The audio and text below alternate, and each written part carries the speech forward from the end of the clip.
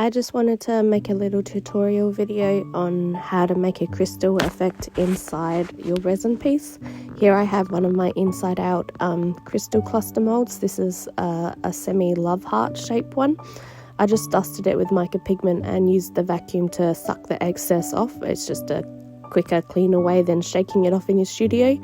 I am using sticky tape to get the excess pigment, you know, off of the back of the mold, and because silicone sticks to silicone when it's super clean.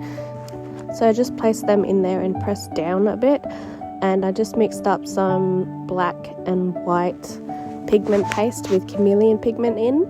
I chose these colours because chameleon pigment kind of goes like a dark purple or a light purple with the black and white fills, and I just thought it'd be an interesting effect to see what would happen if I did it in layers, just using some gold flakes for something else. I don't know, I just did what I felt like in the moment. I kind of hoped for a like swirly effect, but the resin kind of just all blended together, but it still looked really cool. Just making sure I fill up the mold completely so the crystal inside out mold is fully submerged and covered in resin. Here is me demolding it.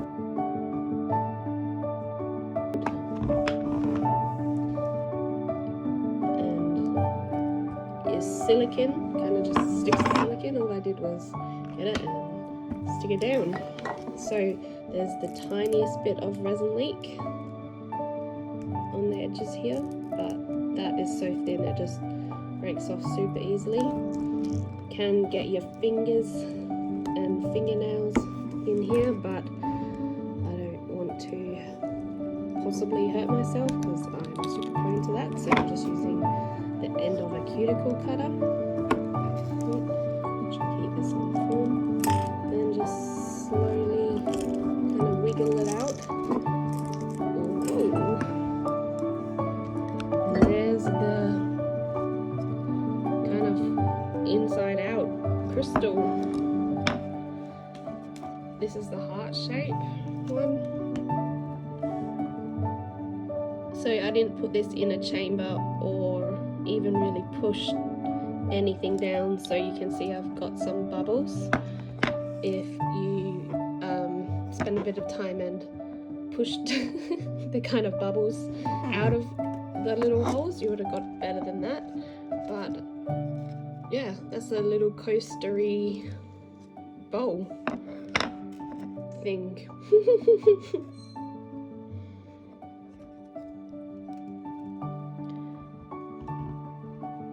That's how to use that. These are the different inside out molds that I have. This one's longer.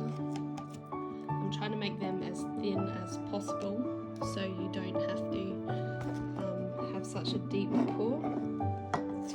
These are all the little mini ones, but yeah, that's a little example. There was another one, same thing, but there's some gross colours. I didn't really have much direction on where I wanted this piece to go. I just knew that it wasn't enough as it was. I was thinking I could drill a hole in it and make it an incense holder, and the little crystal part would be the ash collector. I thought an ashtray, I thought a little jewelry dish, or even a candle holder. So I just left it for a day until I had some inspiration, and this is the inspiration I had the next day on what I wanted to do. Alright, so the next day I had some inspiration to make it into a like tombstone kind of gothic little candle holder, just a little mini scene. So I'm using my 2-part epoxy fast set glue. This one sets in 5 minutes and is super strong. It says it can hold up to 75 kilos, which is super cool. You can get 1 minute cure ones, but I need the 5 minutes, obviously, as you can see. These crystals are resin crystals that I had made previously with chameleon pigments with my crystal palette mold in the shop. trying to arrange everything and figure out the composition that I think suits this piece. You kind of don't want things to be all even, but then you do want it to be a bit even, but yeah, different focal points there. You could see me get some bullet shells and rose petals out, and I just decided that I didn't want to use them because they didn't fit the aesthetic or the color scheme that I had. How cute is that little mini cross I made out of selenite? So yeah, you saw just when I wanted the 5 minutes had finished and the glue was all cured, I just mixed some more out. I just squeezed it and it comes out in even parts. I do want to make a point of sanding your items before gluing them, because that extra surface area helps the bond adhere a lot easier.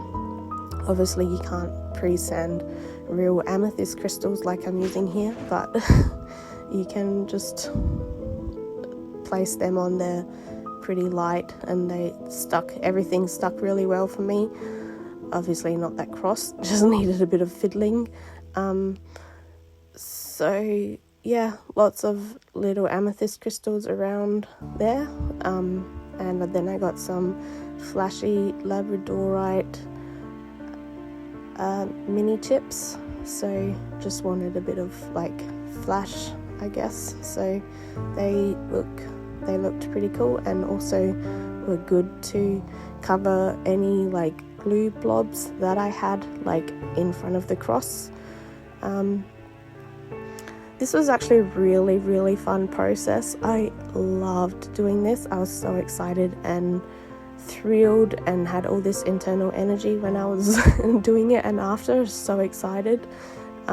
It's my first time making a like little mini scene and just like adding to resin. I definitely love it. Just getting the moss now and preparing it to go around the edges. I just cut it up to suit, and then like just kept pressing around it for about 5 minutes to make sure there was no like loose bits that didn't want to stick or anything. So yeah, that's what it is. It's I absolutely loved it. I'm gonna take some close up shots now with the candle inside.